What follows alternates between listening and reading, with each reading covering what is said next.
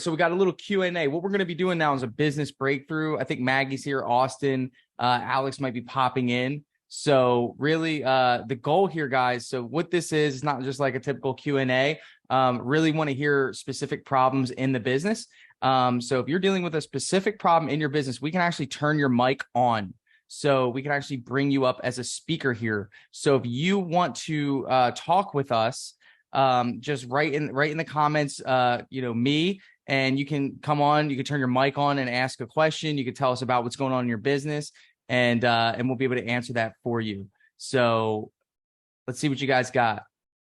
So if you want to just comment in here. Okay, we got me, Caleb. I'm going to bring you up first, bud. So let's get you in here, man. So we're going to go here. I'm going to allow you to talk. Go ahead, brother. So you got to turn on your mic, and you can fire away, my man. Hey, how's it going? You hear me okay? Yes, sir. All right. Well, so I made a big no-no, and I hired a friend, and he's been doing project management for me. And he's not very good at it really just yet. It's only been about a month. He's going into it. He's got a lot of management experience, so he knows how to manage people and fight fires and stuff. So he's been able to mitigate a lot of conflict resolution and stuff, but it's been, he doesn't know the trade. He's not a painter. He doesn't have any kind of background in that. I'm wondering if I made a mistake in bringing him on, or if I just haven't given him enough time to really develop into it. How long's it been? I mean, how long have you had him working alongside with you? He just crossed over a month, and you're starting to see some red flags, right? Yeah, just because he's not really having the clearest communication with the staff. Most of our guys speak Spanish and he doesn't, so that's kind of been difficult, I think. But also it's been pretty much every job there's something that was misinterpreted between my handoff to him or his handoff to the staff. I had a PM for 6 months before, and we had some problems in the beginning, but we were able to work through them. I'm just wondering if maybe I'm too early in judging whether or not it's going to work out or what. I think he's got some. Well, my question is what expectations were set, and what was the training like? I mean, the worst thing we could do is let someone go if they weren't given the proper foundation. It's even worse that it's a friend, because this could ruin a relationship. And that's the risk that you sign up for when you bring on a friend. So what were the expectations? What did you outline? And what did training look like for this person? So I basically had him shadow me for the first, 2 or so weeks. And then I kind of pulled back, and I would just shadow him essentially. And when we were doing that, we weren't really having the problems, but I was there, and I don't think I realized maybe some of the things that I was clearing up in the moment. And so just things getting painted in the wrong color, different materials being mixed around and different stuff like that. Just kind of simple problems really, but things that end up costing more money. And, are you doing under 500,000 or over 500,000? So we're at about 40 to 50 a month right now. Okay. So a little bit over. And are you very growth focused right now? I mean, you want to hit 1 million, you want all of the things that come with that. I mean, is that, some people don't. So that's why I'm asking. I mean, is this one of your goals, is to really cross that threshold? Yeah, that's my only objective, really. Only objective. So let me just make it clear. Right now, anyone that you have, and Nick mentioned it, you have leadership positions, right? And he pretty much said, this is the risk of a leadership position. And the longer you let this person stay there, the longer you're at the mercy of how much time they're going to invest in filling their own shortcomings, right? So learning, I mean, if you don't feel like this person is contributing above and beyond what they're told to do, then you don't have the right fit in what I consider a startup. I think any painting business under $1 million is in the startup phase of their business. And what that really means is it's volatile. They need to understand that, first of all, what you're asked to do is the bare minimum. Would you agree with that? Sure. Yeah. Okay. Do you feel as though that the person who we're referencing here goes above and beyond what's asked of them, or they do just exactly what you ask of them, if not less. if not less, it's not the right fit. You're not gonna develop character at this stage of your business. I think if you're at Nick's stage and you have someone coming out of college, he has a system that he can put someone in. It's a proven path of what success in project management looks like. It's like, hey, project management looks like this in our business. I need you to follow this path of success. Someone came before that kid in college and paved the way with Nick by being selfless, by contributing ideas, by going above and beyond, by forming what project management looks like in Caleb's company, right? But right now, you don't have a good counterpart doing that. So if you don't have a good counterpart doing that, what we're doing is we're just keeping someone around because and just be honest, you probably didn't really pre-qualify this person. I think the friendship thing happened. The opportunity was there. A conversation occurred and you tried something out. And now is the best time to rip the Band-Aid off. Absolutely. Now is the best time. And it's hard. And I want to give everybody else a chance too, but what would you recommend for like finding somebody better suited? Well, now you know what you don't want, right? I mean, I think this wasn't a waste of time. Yeah. I think now you know what happens when you don't properly vet a project manager. I think whatever you're paying this person, you should consider increasing that amount by 25% to get someone with experience. And I think you might look at it like, well, how much time are you losing by having to train this person, having to go behind them, having to get to a point where, you're losing your head? Or you can pay someone 25% more, which creates a more attractive job posting. And you might even find someone that's bilingual. Imagine that scenario. You get someone that's bilingual, that has some sort of construction management experience, that wants to help you grow your business and teaches you what project management should look like based on what they learned. I think that is the ideal applicant. And I think it just takes doing at least 10 interviews to find that person. Yeah. No, you hit it on the head. I really appreciate that. Sure, man. Good luck to you. Anyone else want to come up? You got to keep commenting in the chat. Yeah. So let's see. I got Travis. Let's bring Travis up, my buddy Travis. Hold on, Travis. Let's get you in here. Any of my panelists alive here? I know that you guys are busy. I got Alex here. Mike's there. Mike's there. And Mike, you want to message Austin? Just let him know we're at the Q&A part. I think he wanted to come in. All right, Travis, let's get you in here. I know Alex is here. Go ahead, Travis. Fire away, bro.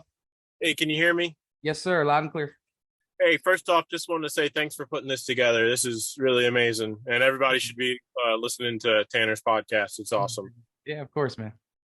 So I have a few different questions I could ask, but in general, I wanted to update you. Since we last spoke, I made my first hires and really started to feel like I hit a bit of a groove in selling and, just scheduling out work. So I'm feeling pretty great about like where we're at now. Now I'm just trying to diversify where my leads are coming from and network, doing that by network and trying to get it to be more organic. My main sort of issue in the past few weeks, in the past month with new hires and stuff has been cash flow with dealing with new guys who aren't necessarily just all of a sudden, expediting work and, being efficient right off the bat. I believe I'm going to work through those things, but I kind of was curious on your take on partnering with people as far as investing, finding investors for your business. Is that something that you have an opinion on one way or another for a startup, somebody in the early phases, or think that's something you should avoid, or is it something that you think about a lot? Mike hit on this earlier. Let's just say instead of investor, we'll call it a franchise opportunity, right, Mike? Mike, why don't you take the lead on that one?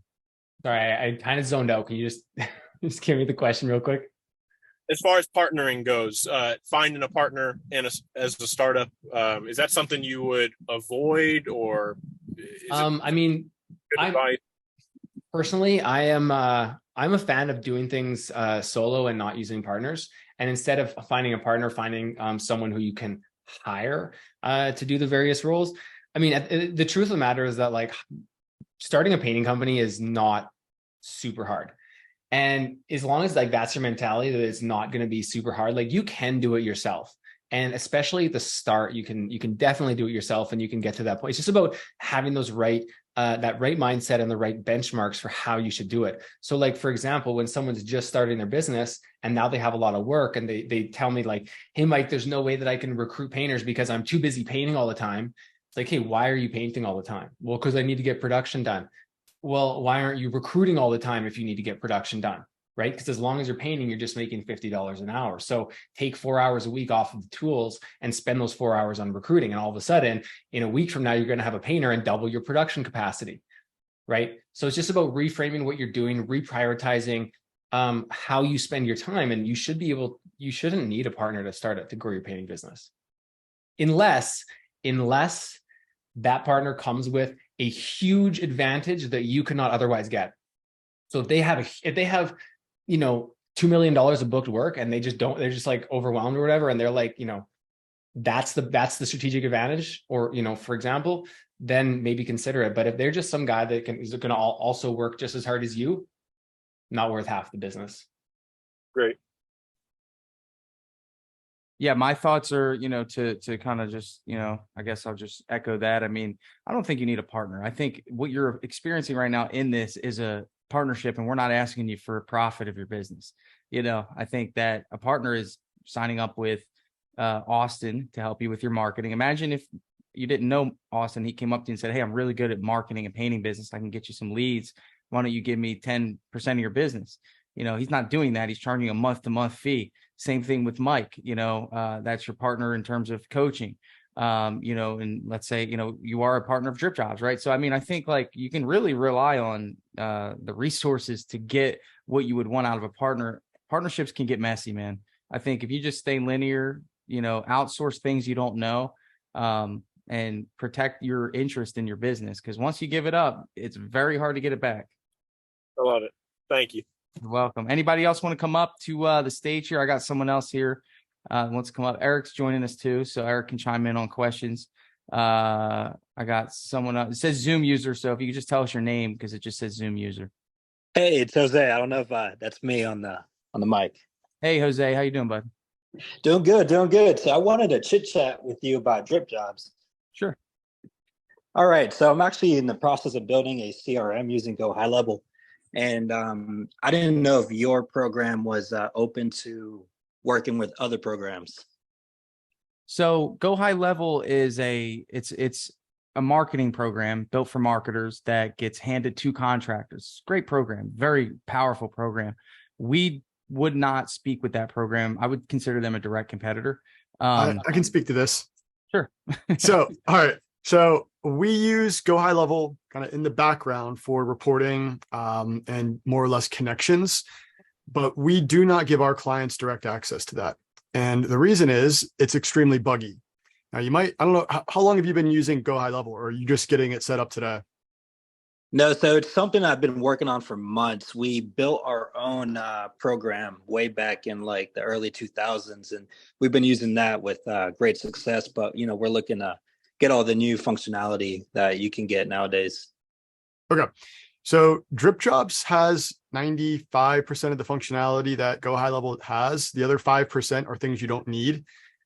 If you're looking at kind of just a plug and play solution, I'd highly recommend looking at Dripjobs. And again, we market for painters. We use that as a back-end lead source or a back-end reporting system. But the amount of bugs you're going to run into with that platform are really going to cause some big headaches. We have things like notifications not going out, dropped leads, some pretty serious issues that just pop up from time to time. And their support is. Can I share an anecdote, Austin? I'm sorry? Can I share an anecdote here? Yeah. I tried using Go High Level to build a painter CRM. I hired developers, we built it out, we spent a lot of money, and then we shut it down and handed everything over to Tanner. Because like we know what we're doing, and it wasn't that good. Like they're just so limited. It's okay. It's a good tool to use if you're like an online business and you need to do certain things and automate some tasks that aren't customer facing. But it's so limited, and like you have a plug and play solution. There's just so much better that's already done, and you don't have to mess around with everything. Would it be safe to say that what you try to build on Go High Level is integrated into Dripjobs. Yes, 100%. Dripjobs customizable too. Yeah, you can do a lot of customization. I mean, I think definitely do a demo. See, you'll find that there's a lot of similarities because really, I mean, Go High Level is great. It's a phenomenal software. It just is packed with things you don't need as a contractor.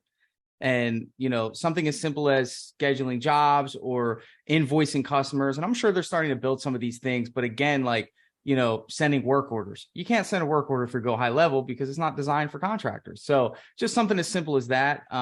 You know, you're going to find with our software, it's just designed for a contractor. It has the power of Go High Level, and it's been stripped down in a sense to just zero in on what we do every day, our buying cycle, our sales cycle, because it's a software that marketers use to market to contractors, and then they hand it to contractors to use to sell to their customers. So they're trying to do too much. And we all know that if we try to paint, do flooring, drywall, remove popcorn, it's the same thing. We won't specialize in one thing. So that's the mindset behind it. Let me just chime in really quick. Sure. So with Tanner will tell you, probably Austin too, because he's my partner as well. He helps me out. I am not the tech guy, right? I am not, even though I have a $3 million going up business. Like Dripjobs literally saved my life. Like it did everything I ever wanted it to do. It was my admin.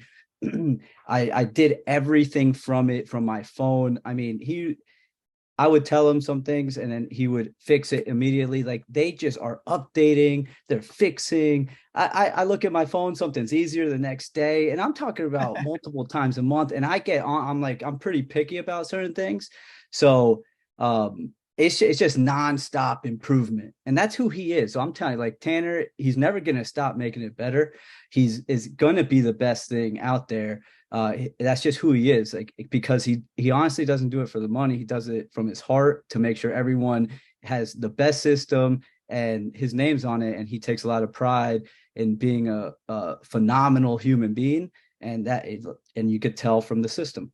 Yeah, I look at it like this. You know, I've had software where, you know, you don't have an update in a month. The customer service is like non-existent. And it's like, I understand that this software is your business. Like if Dripjobs goes down, my phone will get 400 text messages like within a minute. Like it could be, hey, sorry, we just did an update. It was like a 3-second freeze. Like, hold on, you know, we just had to change something, right?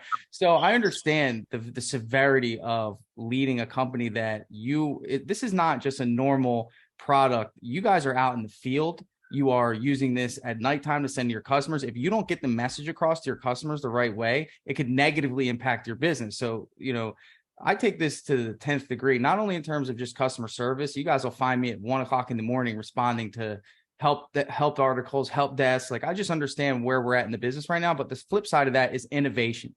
Like you have to know that the company that you invest in for software is innovating, because if we elevate what we do, that means that you're going to elevate what you do. We have not raised the price one time since starting the software. And some people have asked us to raise the price. Honestly, I think Juan did. He texted me yesterday. He's like, dude, raise your price. I'm like, no, you know, and part of the reason why is because, you know, we're bought in by the community. It's a community funded software. I mean, we don't have any funding. We don't need funding. Every decision that happens in that software is up to me.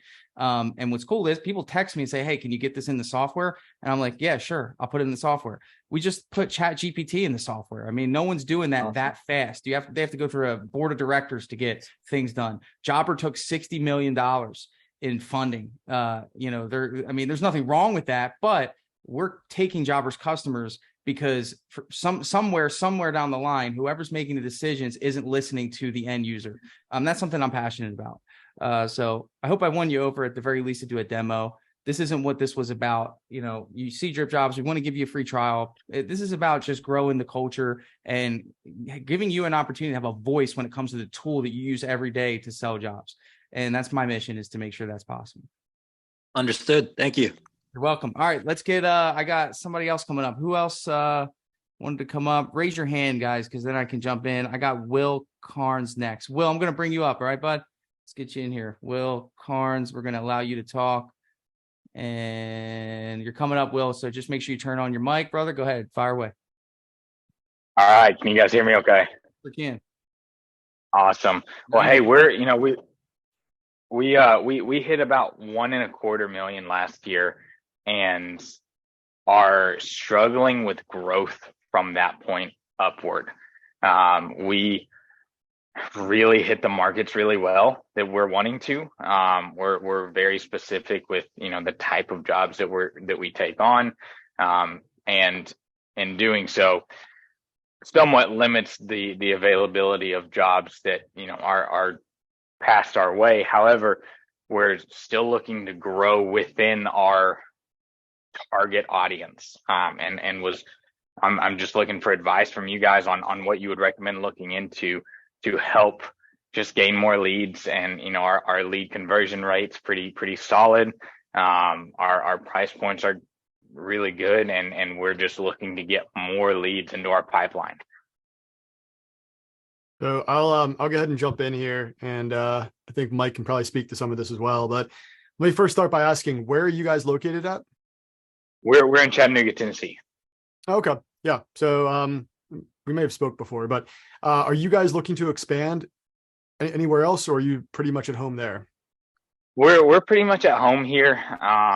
We have a couple smaller areas outside of Chattanooga that we also service. However, those are more specific neighborhoods that we try and get into, because they're just, a lot of those homes aren't as well, frankly, they're just not as high end as we're looking for as far as our target audience is concerned. And what kind of marketing are you doing today? That's a fun question. So we're very heavily looking into a couple different things, and my boss is heavily involved with that as well. So I work with Hayden Croxel, my brother-in-law, and I'm the lead estimator, but he is looking into a couple different just online marketing, Google, SEO, all that fun stuff. And we're basically trying to find what's going to work well for us. What's your ideal type of job? Our ideal type of job is residential 350K for the house and up. That's not a hard stop if anything's under that, but that's kind of the baseline of what we want a majority of our jobs to be, is that 350,000 price point for the house. Yeah. So not a tumble down shack. What's that? Not a tumble down shack. Like a Right. Hey. Yeah. So did you see you saw my slides on the marketing channels? Yeah. Yeah. Did you screenshot that? You just want to do it all. I did. Like, I screenshotted so many things. You're at $1 million a quarter. You want to get to 2 mil. Like you need all of the channels firing all of the time. You need strategic partnerships. That is huge. Get in with property managers, realtors, builders, GCs. Hire a strategic partnership manager, someone who spends 40 hours a week whining and dining, property managers, realtors, builders, GCs. Right? Dropping off goodies, dropping off there, be present, right? Get door-to-door teams going. Like get kids to go door-to-door every single day. It's crazy how effective that is, right? Like those are the cheapest, easiest ways to get started. Because then you can. Yeah, hey, Will. Yeah, thank you. I'm going to go ahead and drop a link in the chat here. If you want to book a call with us, I'd be happy to talk through what you're doing today, what's working, what's not working. We can kind of dive through that entire process there, but that's what we do. I mean, we market painters online. There's a ton of offsite strategies that people like Mike can definitely help with. Our bread and butter is how we can get your phone ringing online. Yeah, absolutely. I love that. Awesome. Well, thank you, Will, for the question, man. Get with Austin. That's never a bad idea. And congrats on the business, Will, man. That's impressive. That's huge. $100K a month, man. Yeah, I appreciate it, guys. Thank you for your time. Of course. All right, guys, we got time for a few more. If you guys want to jump in, say me. Someone said me. Cynthia, I think you said me, so I'm going to bring you up here if I can. Let's get you going. And then if anybody else wants to jump in, we got a few more minutes. Don't be shy. Come on up. Just a couple people talking. I got Mike coming in. Mike Wista. Hold on one second. Trying to figure out how to. Hold on.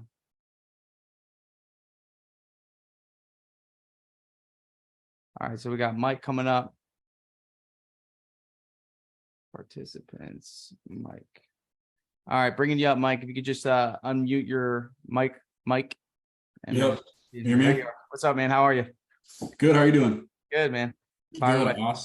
Awesome. Yeah, no. So I actually just popped a question in there right there, but I'll obviously ask it over voice here. So currently located about 80 miles east of a metro area, about 3-4 million in population.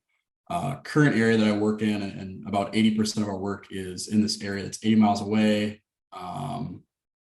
Growing obviously, but curious on opinions on opening a second location, moving back to said metro area that obviously has a way bigger, cap and population and market.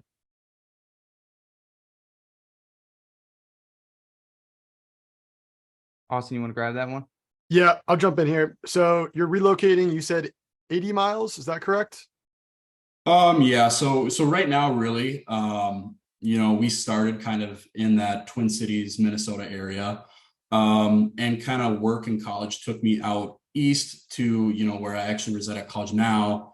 And about 90% of our business is in this current location at about $80,000 or 80,000 people for population. But we do have about 20% of our work in the metro area that we actually sub out most of it. And it's just really hard, juggling, 80 miles away is kind of my, bottleneck at the moment. So are you looking to shift your target audience focus to the Twin Cities area? I don't know. I mean, eventually, that's the bigger market, the bigger shark, a lot more work to go around. Really like where we're at here. I mean, we've grown a little smaller town, so it's a little easier to get a bigger name and everyone kind of knows everybody a little bit more. But obviously there's always a bigger shark to catch. And, I'm just curious on, opinions on jumping over there, because we have done work there before and we have a little bit of work there now. But in terms of focus, or maybe opening a second location, a franchise potentially. Bingo. Okay. So there's a few different thought processes here. The franchise is the one that I would probably recommend, but the one thing to keep in mind is the Twin Cities area is an oddly competitive region. All right. So we market a few different companies out there. It's very competitive. You have some big players out there too, but in general, I don't want to get too technical on like the business profile side on Google, but if you already have a business profile set up, you already have an address registered at your current location, it's probably worth filing for a DBA in the state, getting that second address established. That way you have that documentation, and setting up a second Google business profile in the Twin Cities area. That way you can attack both locations. You're never going to have one drop off. And then you can just simply build up that second location over time. Anytime you make a big transfer like that, where you're moving from one city to another, you're going to expect a big drop off there. So the more that you can preserve what you have and build up that second area, as long as you're comfortable making that drive, I would definitely recommend that option. Awesome. Thank you. Beautiful. Well, thank you guys. We got maybe time for one more question. If you guys want to jump in, if anyone wants to come in, speak now. And we got Evan Simmons. Come on up. Come on down, man. Simmons. We got 90 people here, guys. No one's got a question? Awesome. Can you guys hear me? We can hear you, Evan. What's up, bro? Hey, I appreciate you guys. This has been an awesome day. Appreciate all you guys. I had a question that was kind of similar to the first question you guys had, but I'm kind of in a transition period here with my business where I just lost my production manager who had been with me for a little over 2 years. I just hit my 4-year anniversary of business. And long story short, it's been eye-opening. It kind of refreshed me in a way and given me an opportunity to kind of take a step back and get a better overview of where I'm at and how I want to move forward. And I guess was just looking for any thoughts or insight. Being in that position, I do have an admin and I've been doing all the sales and estimates. But before losing my production manager, I was kind of in the thought that I wanted to possibly bring on somebody to do sales as well to kind of get me out of the day to day. So I feel like I'm at a place now where, again, I kind of have two opportunities on the sales and production side, but just thoughts on kind of transition in general and just any advice you guys would give to me. Right now, last year we did about 700K in revenue and are about on pace to do the same, but still searching to try to hit that elusive $1 million mark too. So how did you lose your production manager? Like how did that transpire? Yeah, it was one where he just had an opportunity to go work with another construction company, that's a roofing company, pretty much. But it was just something that kind of had ran its course. Overall, I would say that, he was a great employee, and again, my first employee, but I felt like I did a lot of maneuvering to kind of make the position fit him. Was he a crew leader? Like, was he on the job painting, or was he someone that actually managed crews? Just managed crews. Okay. And did he give you a 2-week notice? He did. So, like, for me, just off the bat, if I knew my crew leader, let's say, not a project manager, like, I look at like that as a red alert, right? If a project manager is leaving, I'm scrambling to get ads out, because that's a huge void in your business. And it sounds like he's gone now, right? He is. He's gone. And how long has it been since he left? Actually, yesterday was his first day. Not being first here. Day somewhere else. So yeah. I'll let the other guys chime in. But for me, at least, the moment he would have told me he's leaving, I already have ads out and I'm already canvassing, because I know it's going to take about a month for me to get somebody to actually do this job to the standard I want it done, for them to be trained, for them. I mean, there's this time period that has to occur. So I think that you're a little behind the 8 ball. I don't know if you've done this or not. I'm just saying the way it sounds is that you kind of really haven't hit the gas on getting someone else in his position yet. And it's only going to prolong the next step. I could be wrong, but that's kind of what it feels like. Okay. Yeah. I mean, I've talked to others. I did get an ad out right away because I was already in the midst of kind of hiring, looking to bring on an assistant to kind of help him or support him. And I think if anything, I've been reluctant and probably hesitating, just because, even being in the field for the last 2 days, it just feels like, maybe that position needs to be overhauled or rethought out. Because I have great painters. It's not a quality control type position. It's really just the intermediate between our customers. So, I'm trying to decipher if it really needs to be a full-time position, if I'd be better off, hire maybe part-time to kind of just, deliver paint and interact with customers. So I guess it's a moving part, but I do have applicants and people I've spoken to, but I'm kind of in a, hey, take a step back and get in a better overall view of where I'm at before I move forward. And maybe that's the wrong approach. I have a question. So maybe I wasn't listening at first, but why did he leave? He just had another opportunity to work with a roofing company, and just felt like. But why did he give you a reason? He's like, hey man, I got to go because of. It was that he just said that he could make more money, that there was an opportunity that he couldn't pass up. And did you ask him how much money he's making extra? I did. Was it significantly more than you would consider an investment in that position? 100%. Okay. All right. Because I would say I pay my project manager way more than any other project manager. I pay mine probably over $100,000 a year. Okay. All right. Okay. We do 8 jobs a week, but I would say he's so efficient. Like I don't have to worry about anything. Touch it, paint, material. Anyone calls, done. Like, do you know? Like that is, I'll pay more for this guy who's phenomenal 100%. At this position, so I could go and do the sales or get a sales guy to train, so that then I'm out of that position. So for me, like that guy may not be as important in your world, but I feel like I always overcompensate people who are on a high level where they're full accountability. I don't have to stress out about them, and I'll give them the money to stay. Like all my guys could probably own their own business, but I give them enough love, attention, mental growth, and money for them never to ask to leave. Well, you made a comment, Evan, and I'll let Mike jump in. He had a comment. You made a comment that it seems like it's like a fresh start for you. And by you saying that, I think in some cases this even happened to me. Someone was found another opportunity, and I wasn't fighting to keep them because I waited too long to let them go. Is that where you're at? That's exactly where I'm at. I think that if anything, this is you kind said of a he was your blessing in first disguise. employee, so Yep. you guys had maybe bad habits in the beginning. You kind of learned each other, got comfortable, and it's hard to change old habits with somebody who was with you from the beginning. And now you're looking at it like, okay, now I know what I want. I think clearly defining what you want is going to be key. I'll let Mike jump in now. Thank you. Love that.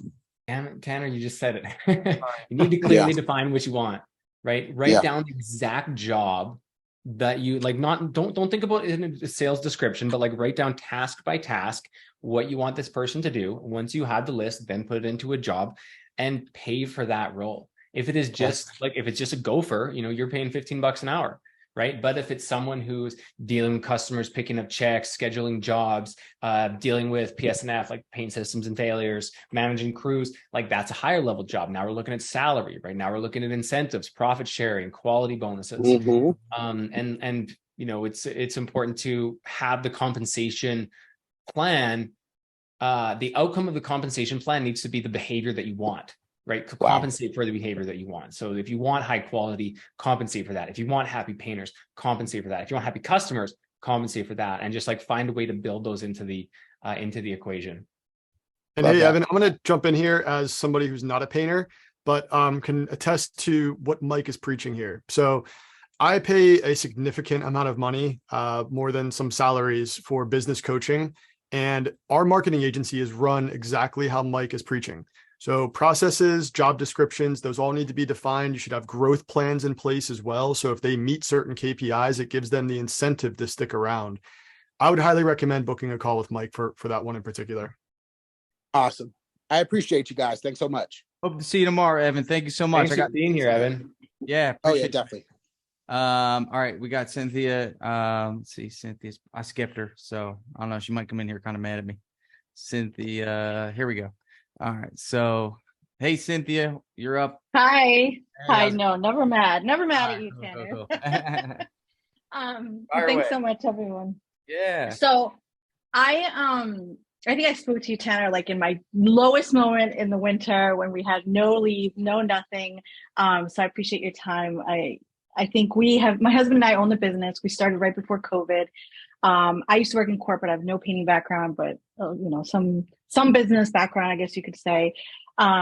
He's been painting since he was 17, lived in Costa Rica. We came back. And so we started for COVID. So it almost feels like we've been playing catch up forever because we didn't have the opportunity to kind of set up like a business plan and get funding and this and that. So we've been kind of like winging it. And now I'm at a point where we're like just shy of $500,000 over, for the year. But it just feels like it's not sustainable to wing it. It's not sustainable to not have like a base for our estimates. Like every estimate I go and I do, I do the whole spiel and I try to sell, but like I want to get to a point where I can sell right on the spot, walk away with that signature on the iPad, like Tanner was saying, and leave knowing that I have the job, not sitting down and being like, okay, I'm going to put my measurements in Excel. I'm going to, price it out, see what it looks like, compare it to a job similar to that and see if it, measures up, and then send it out in an email and then, in a pretty, we use our CRM and, pray that I hear back from them when we get the job. Like I want a more legit 100%, like I know with confidence I'm gonna get this job, or even before I walk away. Well, I think you come from corporate, so you have a really good corporate structure. I think when you're starting up a business, you need to throw out everything that you know about business and just look at the facts. And what I mentioned in my session was limiting beliefs. One of the things that you're struggling with is not being afraid to price it and lose money. If you're that tight on your measurements and trying to compare it to old jobs and like you're looking down, this is the analogy I'll give you. You're looking down, cranking these numbers, and you're not looking in the eyes of your customer and recognizing that right now it's just about building relationships. And don't worry about losing money. I think that generally speaking, you could ballpark a job and make money based off of you being in business since COVID. Any job that you come across, you can generally come close to what a profitable number would be. Would you agree? Probably. Yep. Probably. Yeah, So my I husband think might not think so, but yeah. I think just going into it with the mindset of I'm okay. It's okay if I fail here. My focus is I want to learn how to sell on the spot. The only way you can do that is repetition. So going into these houses, I have a free calculator. You can just pump in some costs and get a profit margin price, to help you. But the idea behind like cranking in the numbers, you can create systems when it comes to estimating later. And I'm not saying that's not important. I'm just saying what's most important right now, what you just said, is selling on the spot, getting that signature, getting that check, and feeling the feeling of, hold on a second, my customer didn't care about the measurements. They didn't care about even the paint that we're using. They cared about me and the promise I just conveyed to them that I'm going to do a good job. And that's what I believe worked for me to get me to a certain point. And then once you ready to hire that salesperson, or you hit $1 million, that's when you use data and you crank out numbers, and then you create the system. So it's not the Cynthia factor anymore. It's now a scalable, repeatable business. Yeah, because sometimes it feels like it's hard because like we're right outside of New York City. So like we're in the suburbs, we're up north. So our niche is high-end residential, but like we compete with people that aren't necessarily insured, licensed, legal, so like sometimes I don't know if we lose out because of price or because, like what you presented earlier was resonated with me, because it was kind of like, selling off of that whole experience, the need, their want versus a price, like getting to the point where it matters is not necessarily price all the time. And like the clientele we're aiming for, they're not really too worried about price, and so I don't know if when we lose jobs, if it's because it's not the right client or we're pricing wrong. Like I can't tell. And so I don't know where to like shift my thing, like where to shift our approach, or my approach. I have just where's your belief system in it? Like, what do you believe in, like when you go into a house? Like our quality, like what? Yeah, like with personally or like my company? Yeah. No, I believe we price fair and we price the quality of the work that we do. We're not the cheapest, we're not the most expensive, but we're fair priced and we deliver quality for, high-end finishes. Yeah. And I promise you this, I do about 8-10 jobs a week. I'm definitely like up on the high scale of the job. I go in there with so much confidence. Like I put on a show in there. All right. The customer, like they said, I went today before this, they wanted 3 more estimates. And I brought them into my world, and, I was laughing with them. I with a joke, but they didn't go to they canceled the other estimates because I was there, like Hannah said, looking at them, engaging them.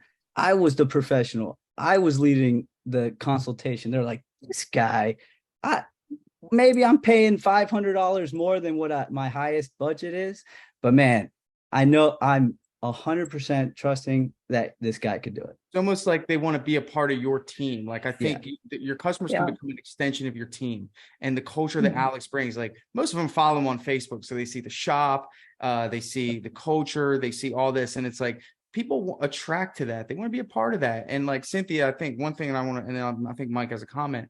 I want you to go into your next estimate believing that you have the best culture and will provide the best experience. And your job is to convey that belief to the customer each and every time.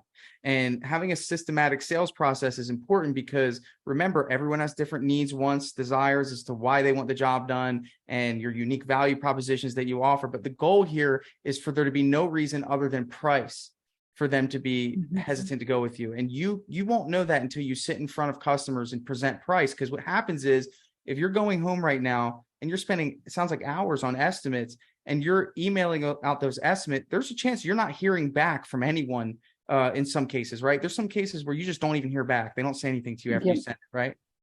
Right.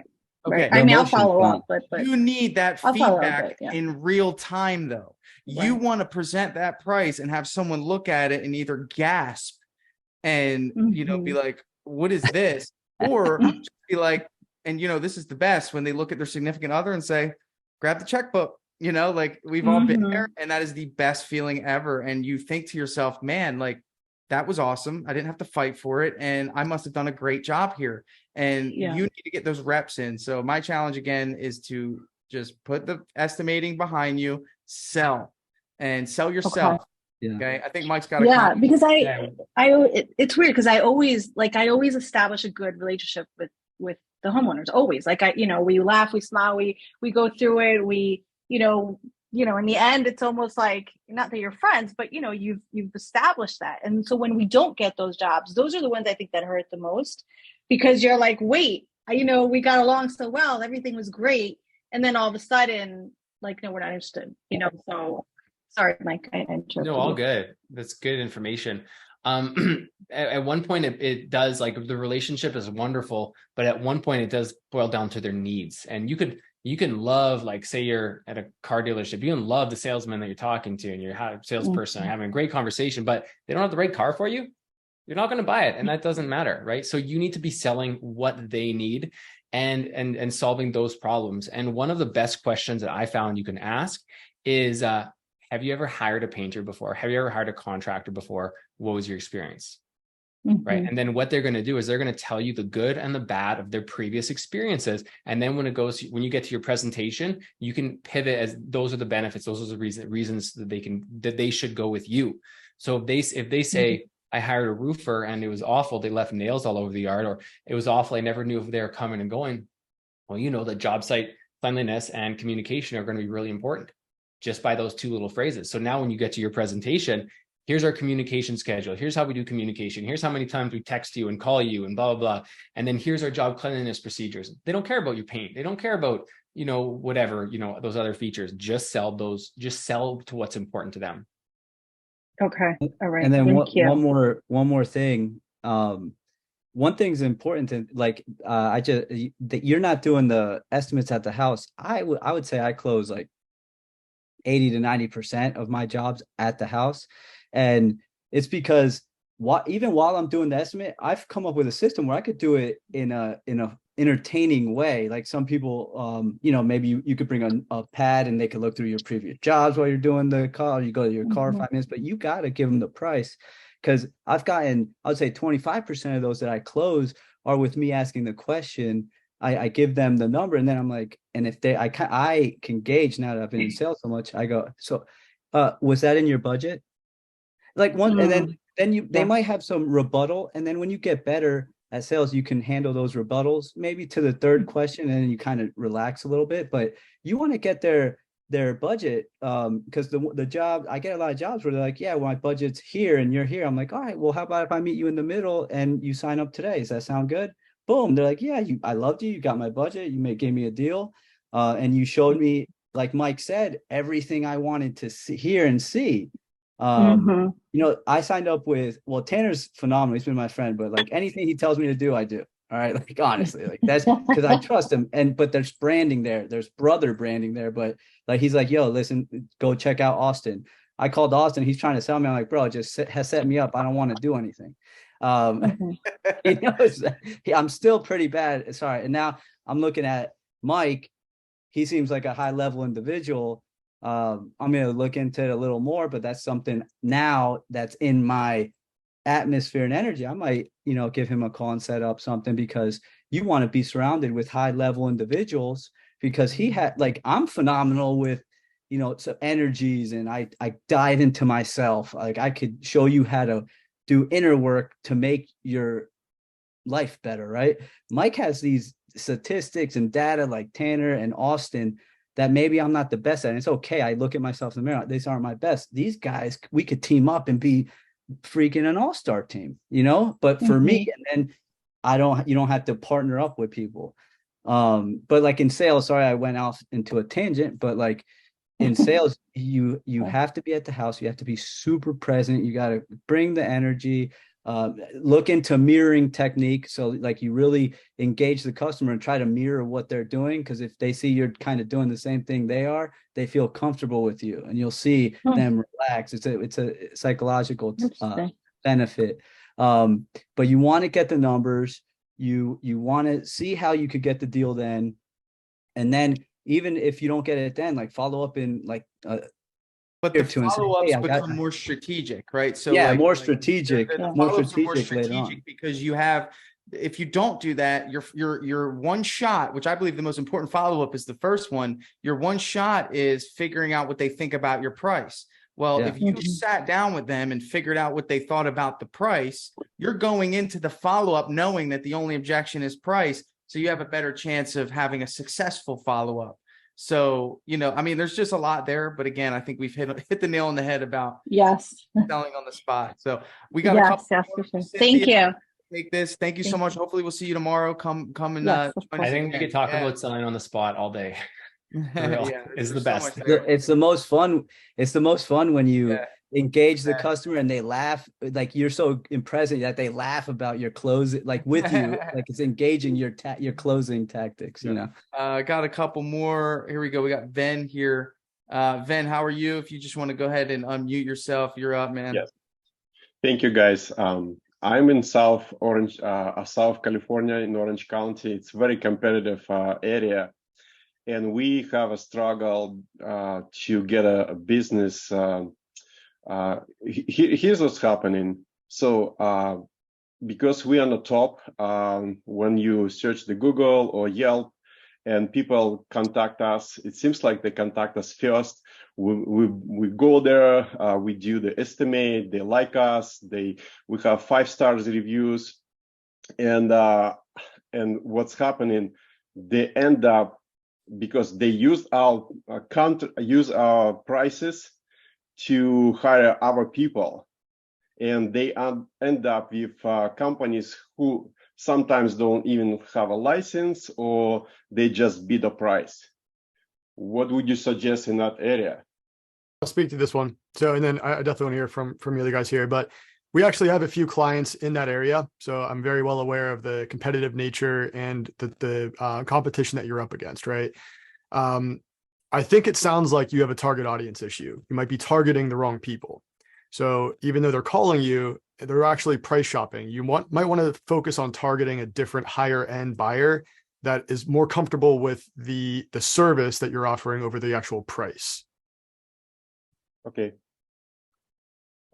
And maybe another question I posted on for Tanner about the Dripjobs. Can that platform could be used for HVAC contractors as well? No, I turn HVAC companies away because you're going to need a dispatching system that can dispatch techs to appointments, like multiple appointments per day. We're just not that type of software. I recommend Service Titan or House Call Pro. And I think even Work is a good one for that. They're central. Even Jobber, I think, actually is good for that. They, a lot of users, a lot of movement throughout the day. That sort of software would be great for them. Got it. What about the funnels? Is it possible to build the funnels on the Dripjobs? And we stick with what we're good at, but you can zap any funnel leads into Dripjobs. So if you use ClickFunnels, which that's what they're good at, you can create a funnel and then zap it into Dripjobs using Zapier. Got it. Thank you. You're welcome. And very valuable information today. Thank you, guys. Yeah, you're very well. Thanks for joining us. We'll see you tomorrow. All right, so we got Lewis coming up. I think this is the last one we're going to take, guys. So we appreciate everyone jumping in. Be the last one here. Lewis, go ahead, man. You're up.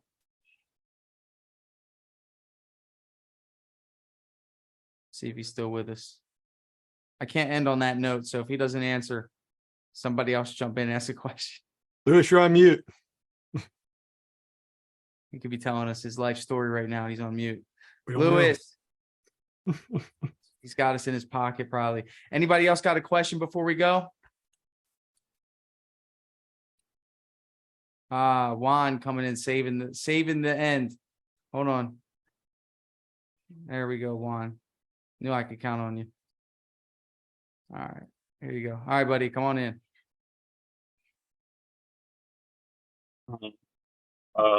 First of all, you guys all rock today. Thank you for everything. Greatly appreciated. Course, yeah, absolutely. Oh, Lewis is back. We'll see you after this, Lewis. Just hang out with us after Juan. I'm in kind of a weird position now. I'm finally out of the field, I got enough where I could start a second crew, but if I start a second crew, I'm gonna find the brush back in my hand. I guess this question is more for Tanner. What's my next step, man? Well, if you start a second crew, you just need to hire more than what you think you need to hire right now to start that second crew. Why would you rush me back in your hand? Training and making sure jobs are getting done the right way. Well, that's not the best. That's the best thing you could be doing with your time. Sorry, Tanner. That's high leverage activity is training your team. Yeah, as long as the mindset is you're there temporarily, right? You're not there to stay there. You're there to do a training and get out.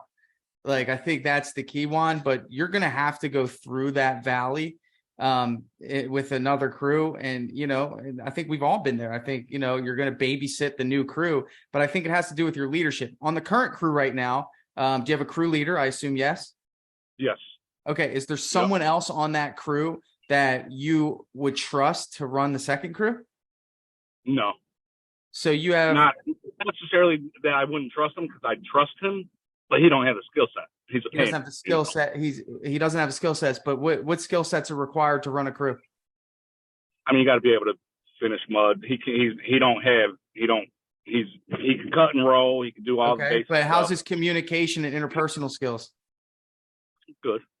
Good? Yeah. Okay, so why does the crew leader have to have the most skill sets? I guess he don't. You're right. He doesn't. You need to find somebody that communicates well and follows instructions the best. That's your crew leader. And then you can find a technician who's good at finish mud and all of those things to build around that person. Because but if I pull him from the first crew, then that leaves them with because it's only a crew of 3. Okay. So, but you got to realize in terms of skill set, let's say you have A, B, and C, you're taking away a B, that leaves you with an A and a C. The C gets promoted to a B, and now you need another C, or you replace a B. But you got to look at it like you're moving parts around. You can't have a crew that's so dependent on the second player. The crew should be dependent on the person leading the charge, especially if you're growing.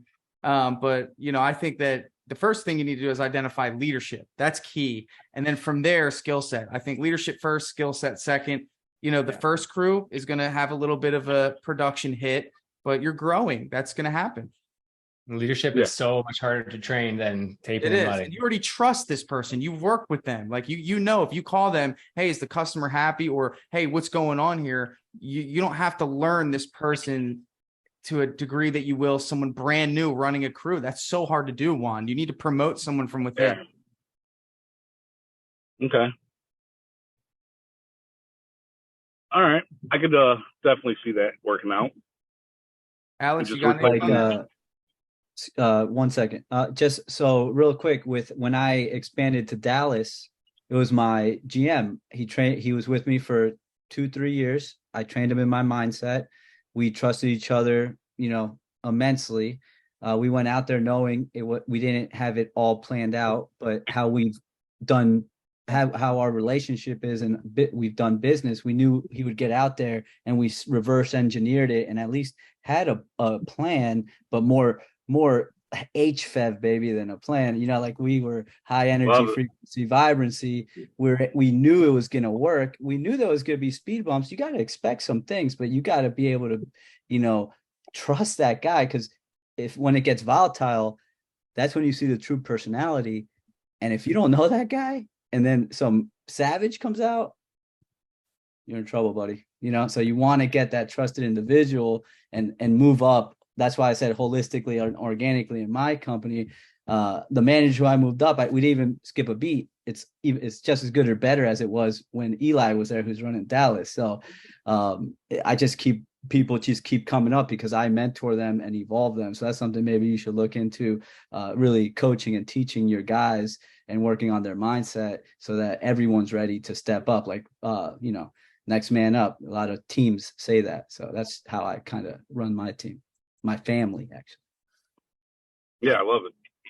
Sounds great. It sounds like a theory I could actually put into, I could implement, Awesome.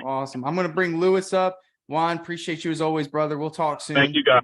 Yeah, man. Alex, you rocked it today, Alex. Thank you for everything, man. Your energy is amazing. I went to sleep right after. Don't. Took a nap in the crib right there. All right. Thank you, Juan. All right, one more. We got Lewis. Let's make sure we just get Lewis taken care of, and then we'll get out of here. I think we're all at our capacity. Lewis, come on up, Lewis. See if we can. There he is. What's up, man? How you doing? Thank you for your time. So I just started the company a year ago in April, in my first year, and had a very rocky start. No momentum into the summer, bad economy, and a lot of rain here in California. But we're doing much better now. I have 12 guys right now, and I'm pretty tapped out of my capacity. And so my question is, I have someone that I want to promote from within to help me manage some projects, kind of be like a general foreman where can help me do the QC. What's the best advice to transition into trusting some of the responsibility and getting some responsibility off my plate? Mike, you want to grab it? That's a big question, man. Yeah. Do you trust this person? Yes. One of the things that I'm very clear on as I bring someone on board is that I highly core value is first it starts out with competent can they learn quick enough and do the job, but ultimately is trustworthy. That is the biggest core value at our company. The first thing is going to be to define what you want. Define the job role, just like we were talking about a couple questions ago. Define what you want this person to be doing.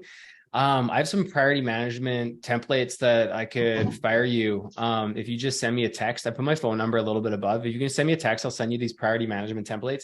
And basically, you will fill these out, and you're going to figure out what you're doing, what you're spending your time on, what level of priority are they, and then from that, you're going to find the tasks that you need to be adding to this job role, just this responsibility, right? And then once you have it all, you'll be able to kind of estimate about what price point you should be able to hire this out for. Just because you have history with this guy, that does not mean you should be paying him more than the job that you're offloading to him is worth. But if he's, like Tanner said, if he's managing jobs, if he's talking to customers, he's picking up checks, if he's dealing with painter conflict, that is a very high level and a big role, big shoes to fill, and that can therefore be compensated adequately.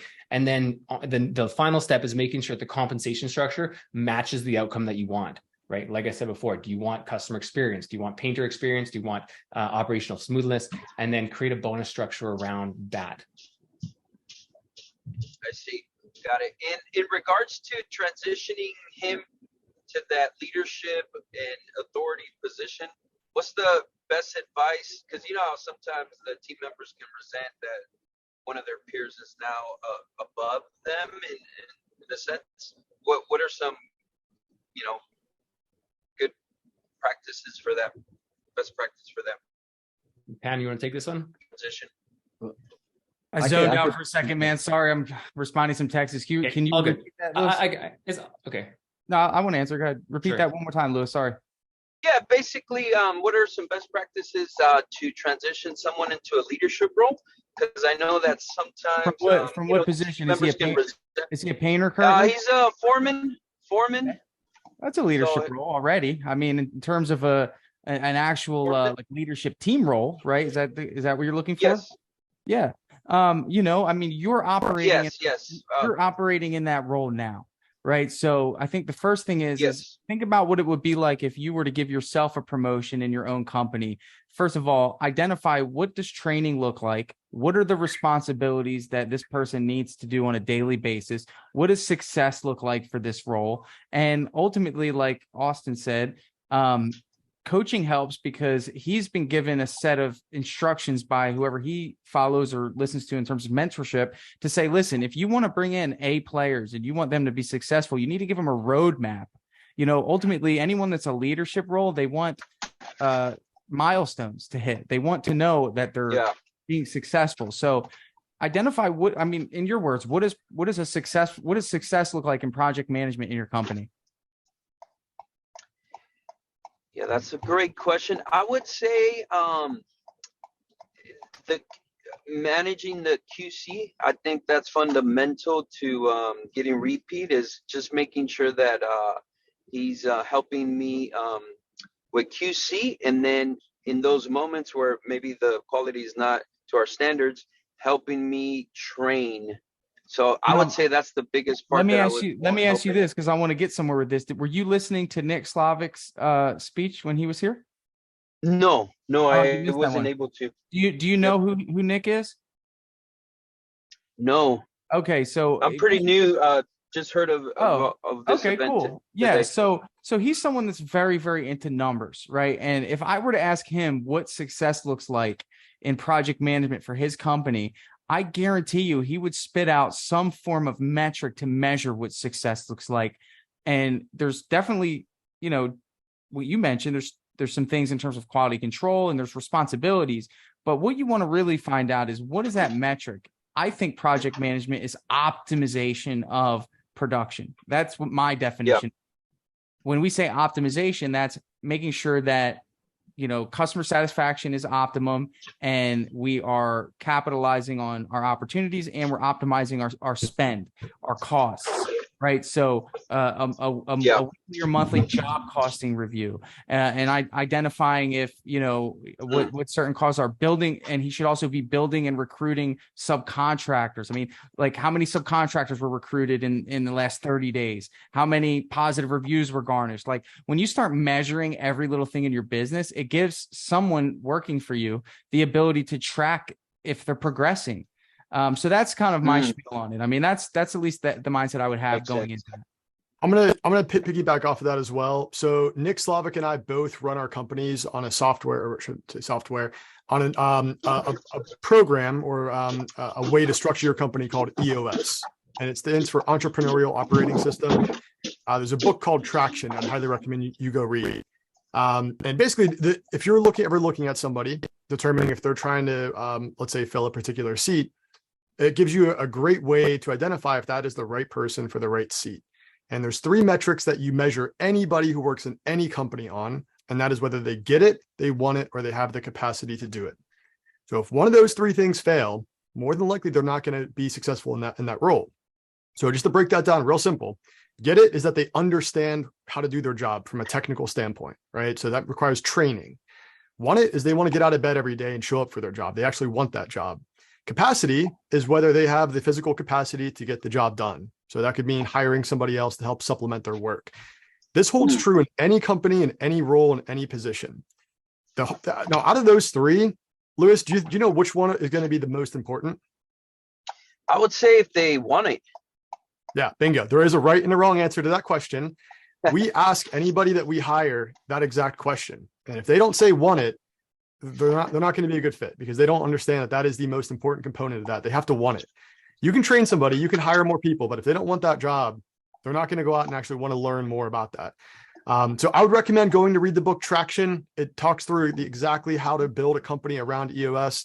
And to Tanner's point, Nick uses what's called scorecards within EOS. So every position has a KPI and a scorecard tied to that. It gives you a roadmap on how to scale your business. Highly recommend it.